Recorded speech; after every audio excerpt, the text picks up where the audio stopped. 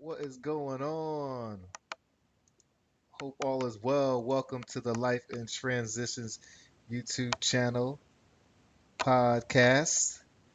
I believe I am live on Instagram here now as well. That's what I'm talking about. New things is pretty cool. At any rate, I'm Courtney Rollins, the Life in Transitions uh, probate specialist and expert. Wear many hats. One of the hats I wear is helping families make probate and estate planning easier.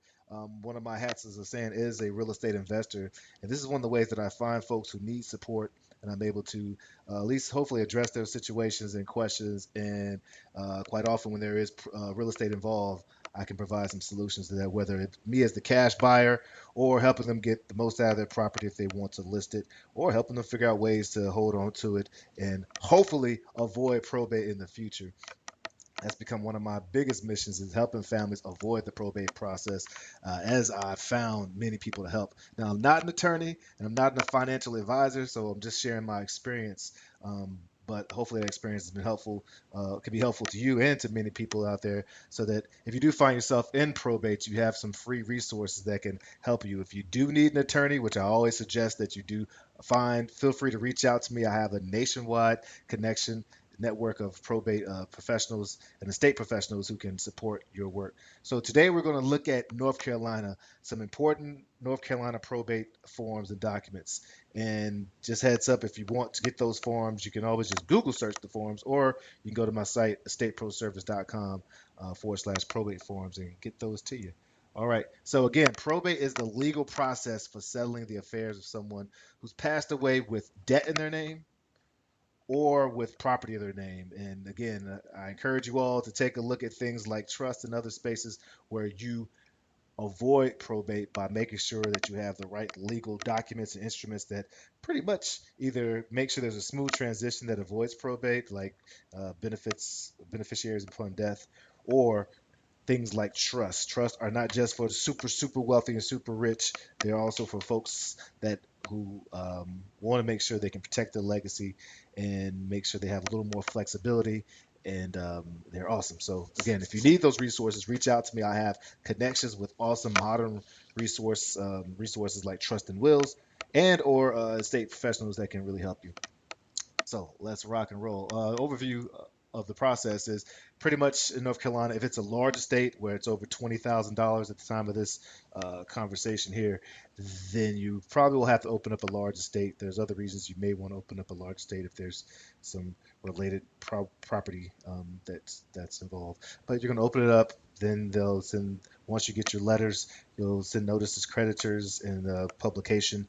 Then you'll be able to take the inventory and do all the accounting by settling the debts and the taxes, distributing the funds that are left over and the property left over, and closing the estate. All right, so let's keep rocking. Okay, so one of the first things you'll see, and this is not all the documents, but pretty much for large estates, these are some of the documents you'll use. This is application for allowance if there is a spouse that's involved. They may be able to get a small yearly allowance or year's allowance. It may include cash, personal property, or both at time. That does not include real estate property, but it can include some personal property and some cash. And so some people may find that they need that, and that's the form you use for that. Form 201, that is the application for probate for either letters of testamentary or administration.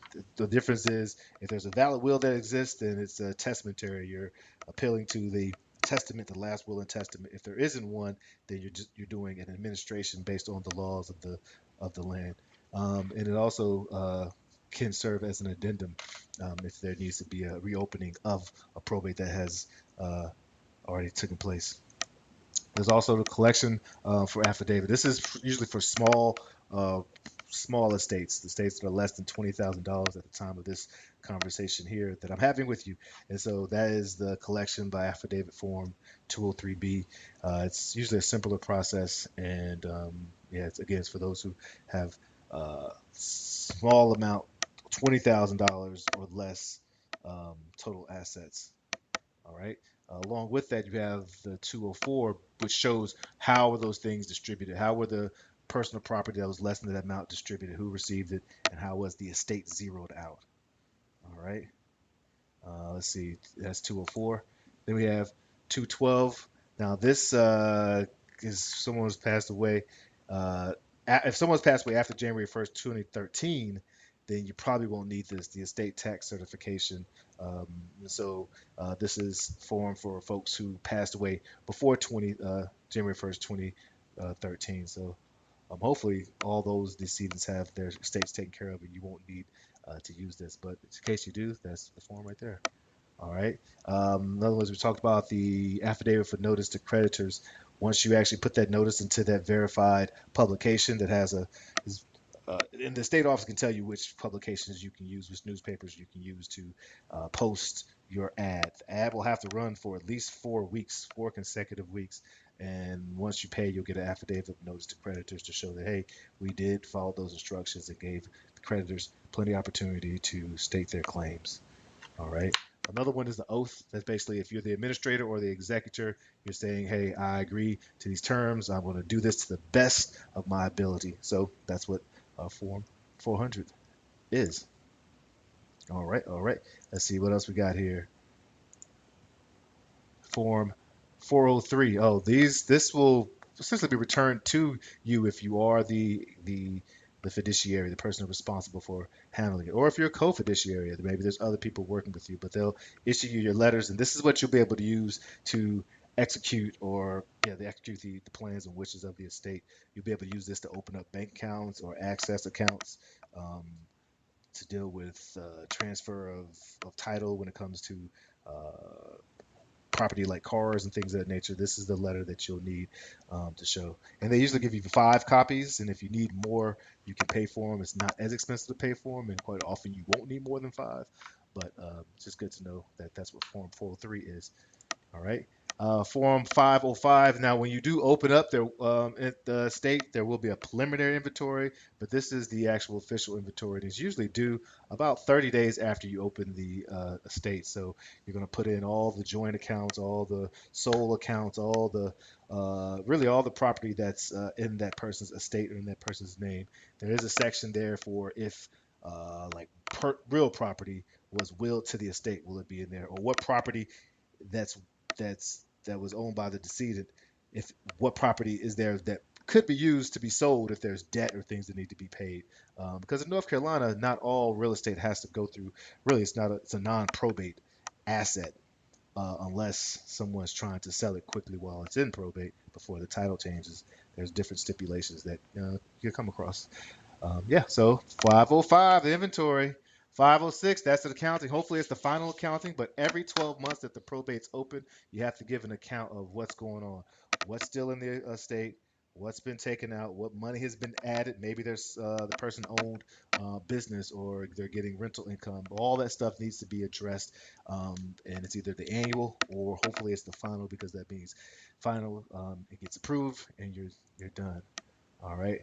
Receipt of distribution. This shows you like acknowledged. This is very important. When you give someone money, make sure that you've described what it is and this value and that they've signed off on it so you can show that, hey, this is where all the money's going to. Because that's literally what a probate is doing, making sure that the legal way we know where all the assets and debt has been addressed. And if you need to reopen it, 908 is a petition in order to reopen the estate. Hopefully you won't need to, but sometimes you have to when there's like sometimes funds have come in or there's somebody challenging something. And yeah, that's 12 forms right there. If you want a link to any of them, please go to estateproservice.com or just Google search these. You can find them relatively easy. If you have questions or need support, feel free to reach out to me, Courtney at estateproservice.com. Yeah, I'd love to be a part of your journey if I can help in any way. Also, feel free to send me any questions that you have. Again, I'm not an attorney or give legal advice, but I can search and hunt down some things and at least address them in my podcast and in my YouTube channel, and maybe something that helps you as you put your ducks in a row. All right, Courtney at estateproservice.com. That's the Life in Transitions Experts channel. LITE. Let your light shine. Cheers.